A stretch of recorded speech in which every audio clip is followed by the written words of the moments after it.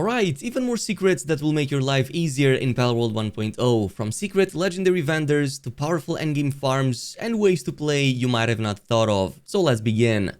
At number 1, let's quadruple your chances of finding pals with rainbow stats on them, and you can do this in 4 very easy steps. However, for this, you will need to progress in the main story at least until you unlock the world tree map. That's because there are 4 distinct Yakumo effigies we have to retrieve from 4 different regions of the map, 2 of which will be, of course, in the world tree map, one of them in the Fabric Island, and the other one will be in the Sun Reach Island. So let me show you how to find them. Start with Daybreak and go to the Oculus Gate waypoint at coordinates -1117, -1383 and make your way at the top of this rock formation. You should encounter your first statuette right here at the top. You can go ahead and retrieve it. For the second one, you're going to have to go to the Sunreach Isles, specifically the northern part at -281, -1460. It's going to be inside one of these gazebos. Head over inside and grab it if you didn't already. For the third one, we're going to head over in the world tree map and specifically towards this temple area on, the coordinates you see on the screen, -1910, 1365. Once again, it should be accessible from the building inside. And finally, the last one will be on the Anubis statue at coordinates -1944, 1613 in the same world tree map on the side of the map. Heading over here, you should easily spot it because it's the only statue inside. Once done, you're free to go to any statue of power and invest all of those points into the Rainbow Fortune. This is going to increase the chances of the wild pals you capture to have better passive skills. And yes, this includes having those rainbow stats as well. However, it's still going to be a pretty abysmal 4% chance, but I guess that's better than the 1% you start with by default. At number 2, we have 6 or 7 legendary merchants in the game we can actually capture to benefit from some amazing loot stashes, such as getting access to easily purchasable pal oils, memorest meats, high-end ammo, even food buffs, and more. And well, fortunately enough, there's a very easy trick to pull them off. That's because the game has it hard-coded that every time you set up a new base, in about 5 minutes tops after you set up that base, you're going to get visited by a merchant. And we're basically going to abuse this in the hopes of getting these legendary merchants to spawn so we can then capture them. So simply find any base location, even early stages works, and place down the pal box. From this point on, you just have to wait a maximum of 5 minutes, sometimes even way less than that. Up until you at the very least hear this message popping up, a visitor has arrived at the base. Now, it's not always going to be a merchant, sometimes it may be a pal trader or maybe even somebody who wants to raid your base. So if it's not somebody you want, you can simply delete the base and then simply reapply it, and the 5-minute timer will start counting again, and then you're going to get another spawn. So you're pretty much going to rinse and repeat this until you get these legendary merchants. I'm also going to show you some of the most important legendary merchants in my opinion. One of them is going to be the legendary material merchant. This is going to sell pretty much every pal part and organ, even pal fluids, and especially the pal oil in case you really hate farming for that. Another one that's really good is the game hunter, because this gives you access to a lot of viable memorest meat, and there are many recipes in the endgame that will utilize it. If you also need a lot of mushrooms, especially mysterious ones and very fast, you can grab the legendary grocer. He's going to give you those, other types of mushrooms, and even almost every single type of seed in the game if you're doing any cake farms. Then there's also the gourmet, which gives you access to 2 very strong meals, memorest curry, as well as the gale claw, well, whatever you pronounce that like, but basically you're going to get the 25% either to damage or to defenses as a buff, which is pretty nice. But you can also go with the pharmacist version, which gives you quite a lot of healing items for your base spells. At number 3, in the endgame, we're going to need a lot of dog coins, and unfortunately there aren't many ways to actually farm them reliably, but the best is still, well, capturing or destroying Mimogs. But we're going to take advantage of some of the new changes in 1.0 to drastically boost our drop rates, pretty much getting like 500 plus every single time we defeat or destroy one. So here is the team you're going to want to run with. First, we're going to use both a Catress and a Blaze Howl Noct. Both of them will provide an 80% drop to the normal pals, which Mimogs are. So in total, we get 160% boost to the dog coins they have. Since they do a great job at dropping large pal souls, you can also grab a Knight Mary in your team and max her out. She's going to increase the drop chances of those pal souls by 200%, so you're going to get a lot more out of them.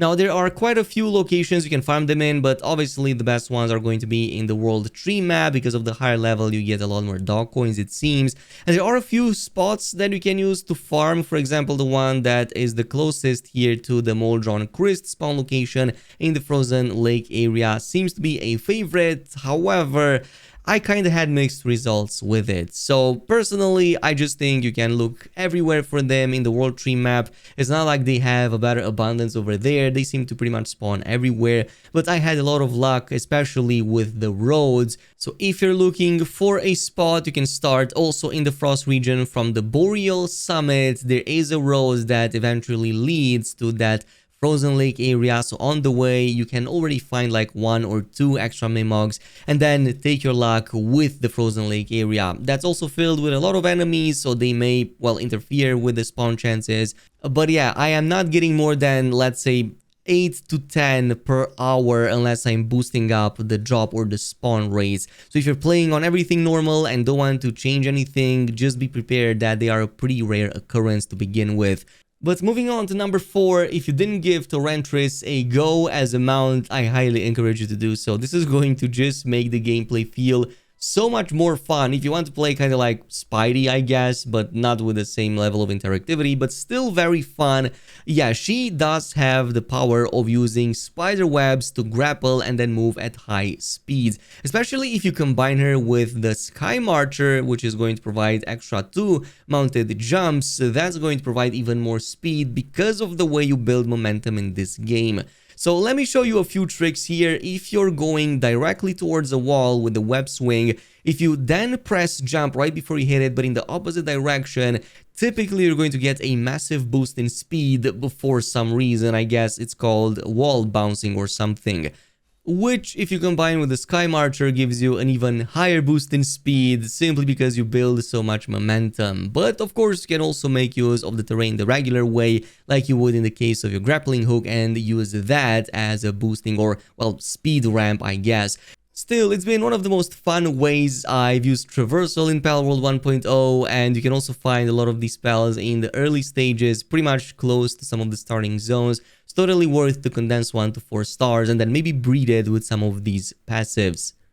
At number 5, let me show you 2 quick base tricks that will make your life a lot easier. And one of them is that you can make your transporter pals instantaneously teleport everything they carry, completely skipping any animation or unnecessary movement. And the trick is also easy to pull off. The only thing you have to do is to simply put the container out of reach, either behind a wall or high enough so that they can't reach it. So let me show you an example. I have my workers doing the job over there, and then I also have my Noclum, which is normally my transporter NPC. And what I'm going to do different now is I'm going to put this treasure chest out of reach, but I want all the materials to still go inside of it. And lo and behold, it's actually starting to fill automatically without the Noclum even getting close to the miners themselves, let alone to the treasure. That is because it's pretty much stuck over there, highly confused, but everything is running still in the background, automatically filling all of my treasures. Of course, you're absolutely free to design it in a different way. You can put it behind the wall or in a different place that only you can reach, so that you're, pretty much minimizing the movement around your base, especially if you want to keep things nice and tidy. It's up to you, but it's pretty useful at the very least until it will eventually get fixed.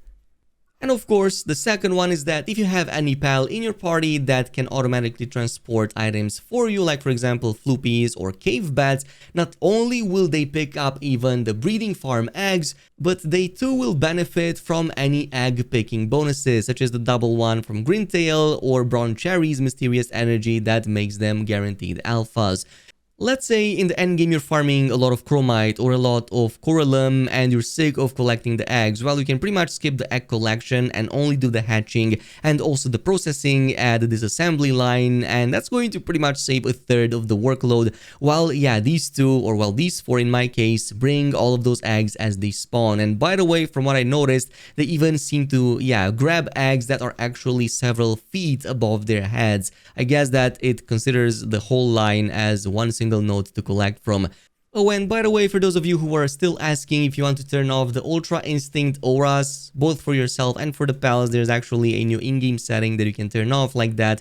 In the graphics menu right here, view ally pals aura, you can turn it off, which is also going to turn it off for you, especially useful if, I guess, it constantly clutters your screen and maybe you want to see less of it. And on a final note, we have two amazing suits, or well, actually three that I want to show you, and possibly how to also get maybe the best pal in the game, which is actually a human. But first, let's start with this really awesome Depresso outfit, which as far as I know is the only pal outfit we can get in this game, but you can actually grab it from this side of the map at coordinates 16-231. So it's actually an early on side mission which goes by the name That's Me Depresso. So for this, the only thing you have to do is bring back to this guy 100 venom glands and 20 high quality cloth. It may sound quite expensive at this stage, but that should be easily acquirable by the mid game, and if you bring it back, you're going to get, yeah, this really awesome outfit. Now by this stage you're probably way past what this gives you in terms of bonuses. I mean, yeah, the defenses are pretty low, but you do get some cold hits and also a little bit of extra dark damage resistance. So if you don't have the shirt yet, this can actually provide a little bit of benefit in the first like 20 levels, but you can also use it as a cosmetic on whichever armor you get later down the line. So yeah, the choice is yours. But from this point on, there's one more thing I want to cover about Zoe. Last time I kinda just kidnapped her and threw her in a breeding farm. Well, actually, it seems that if you complete a quest chain for her, not only do you unlock her as a friend, you can actually unlock her multiple times, and you can even get the Grisbolts and Zoe version, which, yeah, OGs may remember, we used to do a lot of tricks to actually get that version back in the old days.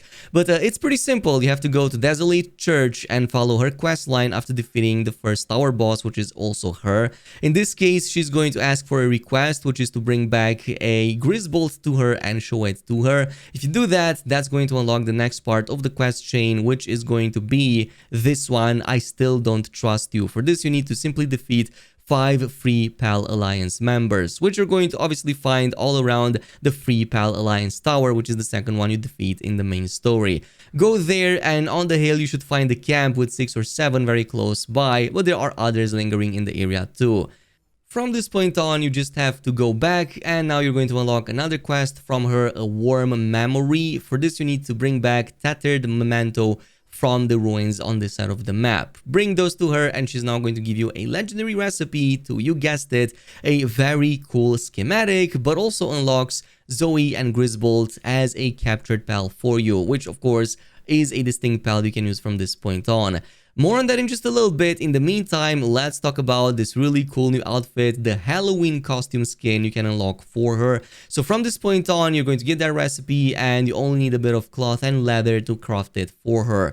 And if you do and go back to her, you're going to fully unlock that skin now, and this is basically what you can do with it. So now, since she's your friend and fully available to your party, you can create a level 2 pal dressing facility. This is going to let you change the skin of many of the pals in the game. A lot of you asked me about that Jet Dragon skin. Yes, that's also going to be automatically here, as well as many others for quite a lot of the popular pals. But now you're going to have the Halloween skin for Zoe as well, and it looks something like this. By the way, I think it looks really awesome. If you finish her quest chain, you're going to also get a version for the Zoe and Grisbolt, which is a separate kind of pal, by the way. It's also going to look something like this.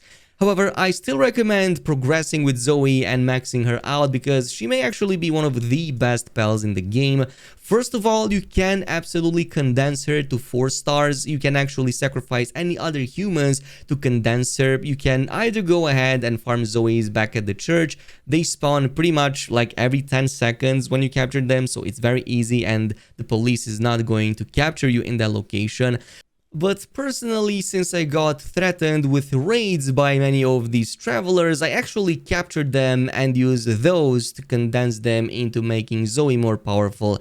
Kinda like a human sacrifice to our, well, I guess, sort of queen of lightning. By the way, speaking of that, you can totally do every other progress like any other pal from this point on. Give her skill fruits with some of the strongest options in the game, and she is definitely going to use them. And since she has a very strong weapon as well. Even when her skills are on cooldown, she still has some very good firepower to deal damage to targets. So again, I think it's totally worth it to grow her to level 80 and try to give her as many of those booklets, and also give her the skill fruits with the best skill in the game. You can definitely do a whole range of upgrades on her, and she's going to definitely carry you quite a bit.